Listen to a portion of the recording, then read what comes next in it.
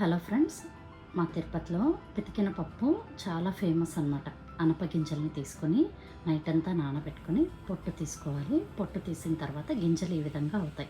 పక్కన పెట్టేసుకుందాం. మసాలా కోసం టమాటో, అల్లం, వెల్లుల్లి, ఆనియన్, కొత్తిమీర, కారం పొడి, ధనియాల పొడి, చెక్క, లవంగాలు, గసగసాలు, గరం మసాలా, పసుపు వేసి గ్రైండ్ చేసుకుందాం. గ్రైండ్ చేసి పక్కన పెట్టుకుందాం. కుక్కర్లో పోపు వేసుకొని మనం పక్కన పెట్టుకున్న పప్పులు, కరివేపాకు, ఉప్పు వేసి ఈ మసాలా కూడా వేసి పచ్చివాసన పోయే వరకు వేయించుకుందాం. మిక్సీ జార్లో ఆ కొద్ది వాటర్ వేసి ఒక విజిల్ పెడితే సరిపోతుంది. పూర్తిగా కుక్ అయిపోతుంది.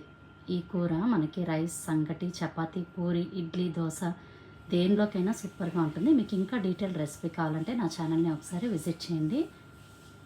Thank you for watching. ఇంకా వీడియోతో మళ్ళీ కలుస్తాను.